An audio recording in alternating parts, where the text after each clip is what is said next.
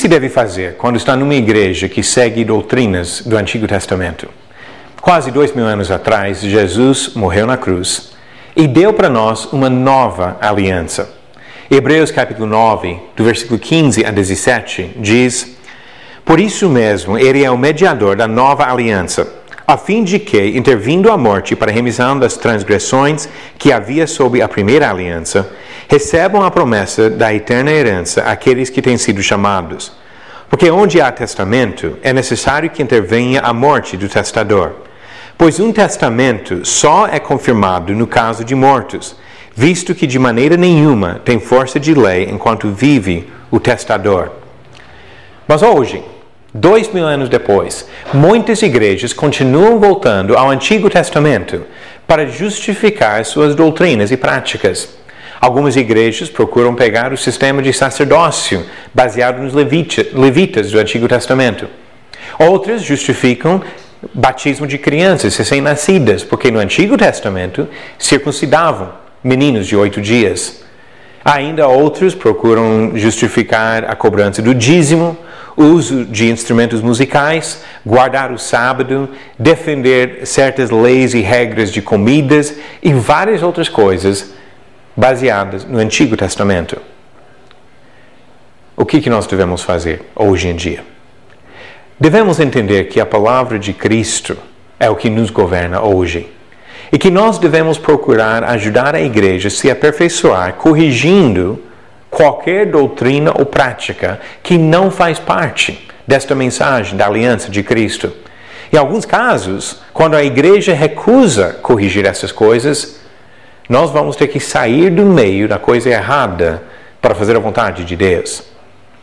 Mas alguém diz, espere um pouquinho, não existe igreja perfeita, então o que adianta sair de uma porque vai para outra imperfeita? Realmente não existe igreja perfeita aqui na face da terra. As igrejas são compostas de pessoas como eu ou você, que temos as nossas falhas e imperfeições. E neste sentido, não existe igreja perfeita.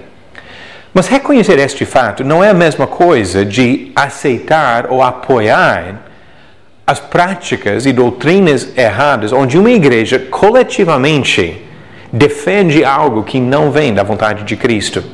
Nestes casos, nós temos que tomar uma atitude diferente. No primeiro caso, aceitamos aqueles que são fracos na fé, como diz Romanos 14, versículo 1. Nós procuramos dar ajuda para aqueles que precisam de amparo. 1 Tessalonicenses 5, versículo 14. Mas no segundo caso, onde a igreja coletivamente pratica e ensina coisas que vêm do Antigo e não do Novo Testamento, agora temos que agir de uma forma diferente. Se a igreja recusar corrigir estas coisas, nós precisamos discernir e tomar uma atitude. Por quê? A igreja que continua defendendo as coisas do Antigo Testamento esquece da importância do que Jesus fez na cruz. Em Colossenses capítulo 2, começando no versículo 14, o apóstolo Paulo comentou sobre o efeito da morte de Jesus. Ele disse: tendo cancelado o escrito de dívida que era contra nós e que constava de ordenanças, o qual nos era prejudicial, removeu-o inteiramente, encravando-o na cruz. E despojando os principados e as potestades, publicamente os expôs ao desprezo, triunfando deles na cruz. Ninguém, pois, vos julgue por causa de comida e bebida, ou dia de festa, ou lua nova, ou sábados, porque tudo isso tem sido sombra das coisas que haviam de vir. Porém, o corpo é de Cristo. Trechos como este mostram para nós que devemos ficar com a nova aliança que Jesus introduziu após a sua morte e não voltar à sombra do Antigo Testamento. Por isso, ele mesmo disse em Gálatas capítulo 5, versículo 4, de Cristo vos desligastes, vós que procurais justificar-nos na lei, da graça decaístes. Se voltar para o Antigo Testamento e procurar se justificar na lei do Antigo Testamento, se desliga de Cristo e da sua graça. O Senhor nos ensina que nós não devemos ser cúmplices das obras infrutíferas das trevas. Não devemos apoiar aqueles que ensinam e praticam coisas contra a vontade de Deus. É por isso que temos que discernir.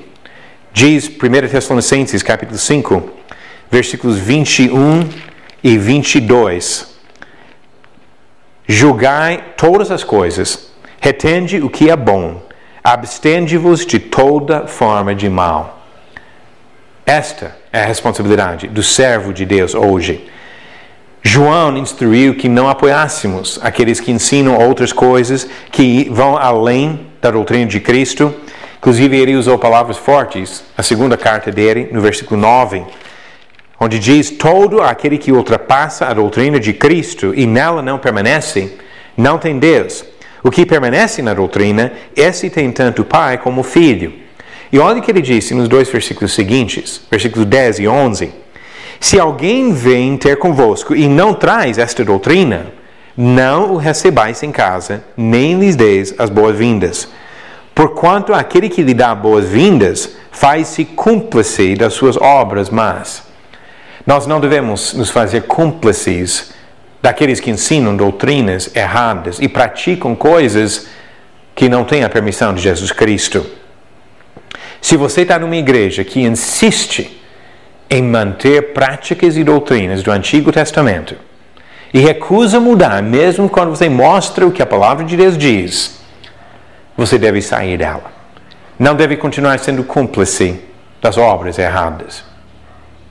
Mas quando sai de uma igreja, agora vai ter que enfrentar algumas decisões difíceis. O que vai fazer? Onde vai congregar? Pode simplesmente se isolar e viver a sua vida cristã independente de qualquer outra pessoa? Não, não pode. Porque a palavra de Deus mostra que nós devemos fazer parte de um grupo de pessoas, chamada na Bíblia de igreja.